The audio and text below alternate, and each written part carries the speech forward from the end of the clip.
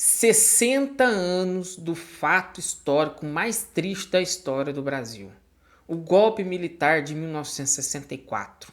Você já se perguntou quais são os atores políticos e quais foram as forças políticas e qual era a conjuntura internacional e a teoria envolvida no golpe militar de 1964? Sou Carlos Machado, esse é o canal Historiar e fica até o final do vídeo para conferir essa análise.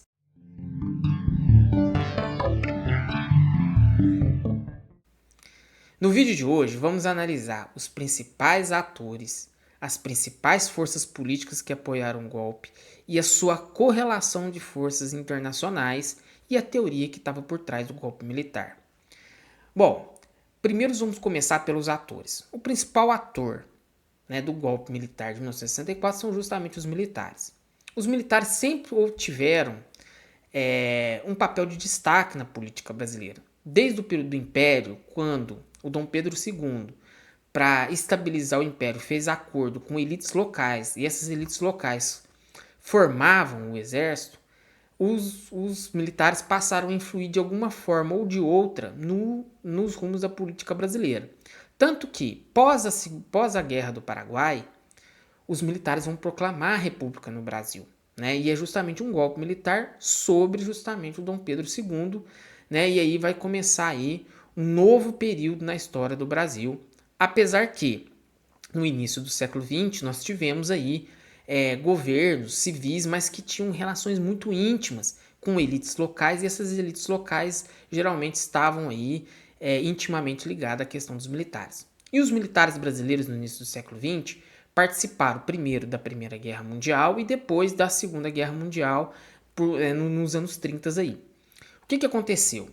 Nessa perspectiva, os militares brasileiros tiveram uma interação e uma relação mais íntima com os militares norte-americanos e importaram dos americanos determinadas visões de como deveria ser o desenvolvimento da questão da segurança nacional. Lá no início do século XX, os Estados Unidos fundou o War College.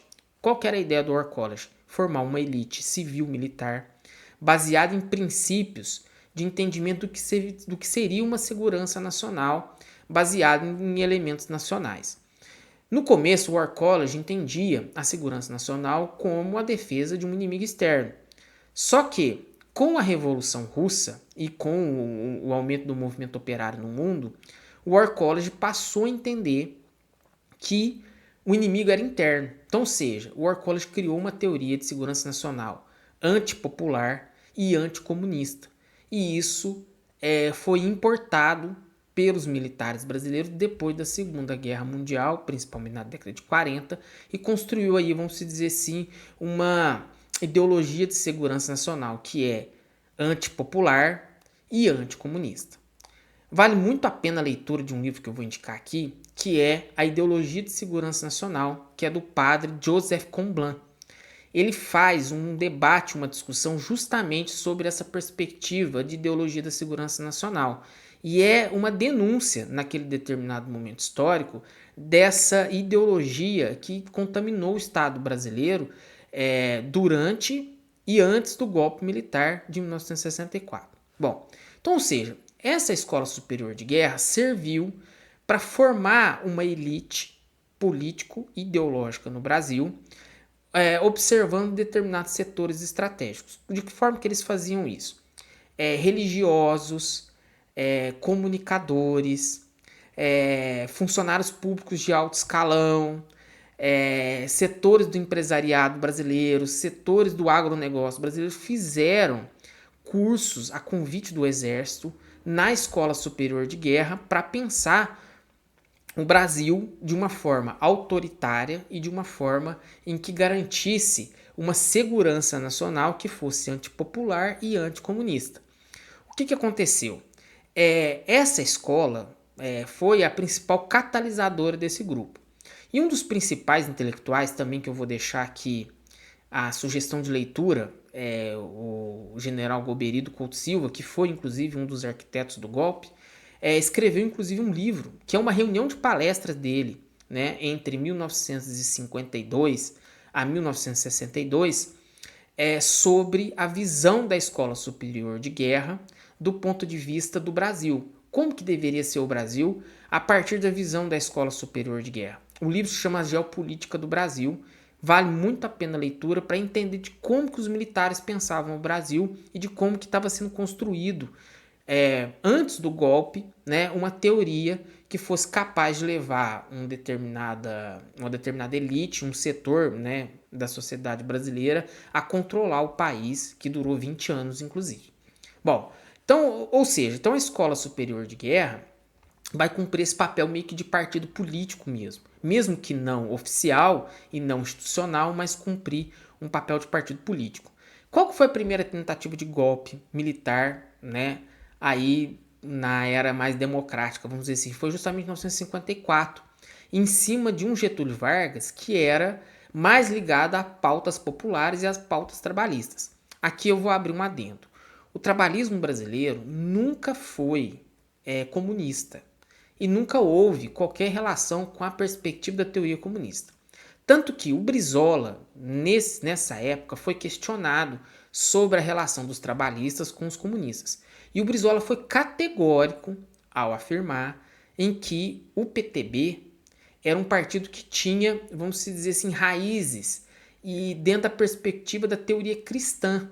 E que dentro dessa perspectiva era impossível ele ser comunista, porque havia determinados elementos que eram conservadores dentro dessa teoria. Então, dentro dessa perspectiva, o trabalhismo brasileiro nunca teve uma perspectiva revolucionária, né, muito menos comunista, mas tinha determinadas pautas que eram populares e que eram necessárias, inclusive, para o próprio desenvolvimento do capitalismo nacional, como, por exemplo, né, a implementação de uma indústria moderna, reforma agrária. Então, tudo isso são pautas populares que não necessariamente são pautas comunistas, certo?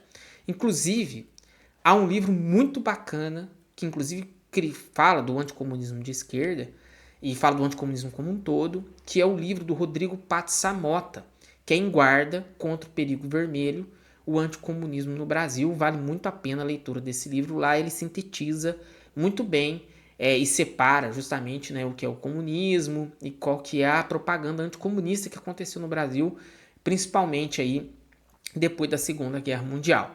Bom, então dentro dessa perspectiva, há uma tentativa de golpe sobre o Getúlio Vargas. Essa tentativa de golpe é frustrada, né? E aí, 2 anos depois, há novas eleições, em 1956, e se elege o Juscelino Kubitschek. O Juscelino Kubitschek vem com uma proposta modernizadora do Brasil. Qual que era a proposta do Juscelino Kubitschek? Desenvolver uma indústria nacional a partir da importação de indústrias de alta tecnologia naquele determinado momento, e é por isso que o Juscelino Kubitschek abre o Brasil para as multinacionais, e as multinacionais se instalam aqui. E é nesse momento que tem a construção de Brasília, enfim, né? Então o Juscelino Kubitschek cria na conjuntura nacional uma ideia de que o Brasil está sendo desenvolvido. E aí você tem nesse período, por exemplo, só que por outro lado, nesse período, por exemplo, você tem um aumento da miséria, porque diversas pessoas são alojadas do meio rural e vêm para a cidade, criando miséria do ponto de vista das relações econômicas, enfim, né? Então, só que o Brasil cria uma aura de grande desenvolvimento. E dentro dessa perspectiva, né, o Juscelino Kubitschek sai de cena em 1960 e surge, né, na figura aí do Jânio Quadros, uma direita raivosa, organizada a partir de elementos aí de anticorrupção, né, de elementos para trazer a ideia de um conservadorismo besta para o Brasil, do ponto de vista de costumes e morais e assim por diante. O que acontece? O Jânio Quadros fica pouco tempo no poder, em torno de 8 meses mais ou menos, e nessa época o presidente era eleito separado do vice-presidente. E o vice-presidente eleito era o João Goulart, que era do PTB, que era o Partido Trabalhista da época. Quando o João Goulart recebe a notícia em que o Jânio Quadros havia renunciado e que ele ia se tornar presidente, o João Goulart estava na China e naquele determinado momento a China era comunista. Só que o Brasil, nesse determinado momento histórico, sempre teve uma posição da sua diplomacia de independência. Então, o João Goulart não estava lá fazendo articulação comunista nenhuma, estava apenas fazendo articulação de comércio, como hoje em dia qualquer presidente ou vice-presidente faz. Mas isso foi motivo para uma propaganda anticomunista, para não deixar o João Goulart justamente assumir o poder. Então, quando ele chega ao Brasil, ele faz o acordo e assume a presidência com poderes limitados. Ou seja, o parlamento dá um certo golpe no João Goulart, impondo a ele um parlamentarismo.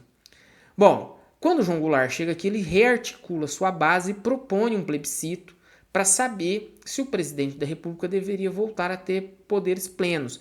E esse plebiscito, a esquerda sai vitoriosa e o João Goulart passa a ter poder novamente. Em 63, né, e 64, há uma campanha muito forte com relação à questão, né, das pautas populares e da necessidade de reformar o Brasil no sentido de colocar o Brasil, vamos dizer assim, numa certa modernidade capitalista. Uma vez que, por exemplo, reforma agrária. Reforma agrária é algo essencial para o desenvolvimento econômico, uma vez que se você tem uma alimentação barata, você faz com que a população melhore sua condição de renda e passe a consumir outros produtos que não sejam apenas alimentação, ou seja, não sejam apenas para sobrevivência, mas, por exemplo, produtos de alta tecnologia, passo a poder viajar mais, enfim, né? Ou seja, você dinamiza a economia tendo uma alimentação barata e a reforma agrária é peça fundamental para que essa alimentação fique um pouco mais acessível. E isso não é uma pauta comunista, é uma pauta inclusive capitalista. Os principais países do centro do capitalismo fizeram suas reformas agrárias, inclusive no século XIX. Né? Então, ou seja, então não é uma pauta necessariamente socialista ou comunista, apesar que os socialistas defendem a reforma agrária justamente porque distribui melhor a riqueza. Mas naquele determinado momento histórico não era essa a perspectiva. Tanto que o João Goulart vai propor, né, as reformas de base, inclusive elas são bastante tímidas, elas nem são grandes reformas assim, mas vai ser o suficiente para endossar o discurso anticomunista e antipopular dos militares e insuflar setores ultraconservadores da sociedade que, com o apoio das multinacionais que chegaram, né, durante o período do Juscelino Kubitschek e com o apoio dos Estados Unidos, conseguiu o golpe que aconteceu, né? Uns dizem no dia 31, outros dizem no dia 1º, mas ele se concluiu no dia 1º, que é o dia da mentira, né? Mas oficialmente o exército diz que é o dia 31 de março. Mas, enfim, né? Há essas duas possibilidades de datas aí do golpe militar no Brasil, mas o fato é que o golpe aconteceu. Bom, a primeira etapa do golpe vai ser lentamente ir tirando determinados direitos políticos, até que em 68 acontece o AI-5, que é o ato institucional número 5, que na verdade é uma reunião dos outros atos institucionais, né, que foram acontecendo até o AI-5, e aí tira todas as liberdades democráticas e aí endurece a ditadura no Brasil, que vai ser um tema para um próximo vídeo e a gente analisar a ditadura em si. Mas em resumo, né, é o que? Os militares foram os principais atores políticos que organizaram, né, essa elite brasileira através dos seus cursos na Escola Superior de Guerra, e o golpe só foi possível com esses atores políticos se organizando com as elites econômicas estrangeiras e com vamos dizer assim, com os países do centro do capitalismo aí, que nesse momento era um momento de conjuntura de Guerra Fria, que você tinha de um lado os Estados Unidos e do outro lado da União Soviética. Bom, se você ficou até aqui, gostou do vídeo, compartilhe o vídeo, deixa o seu like e claro, se você quiser contribuir com a gente, eu vou deixar o Pix e o Apoie-se na descrição. Muito obrigado.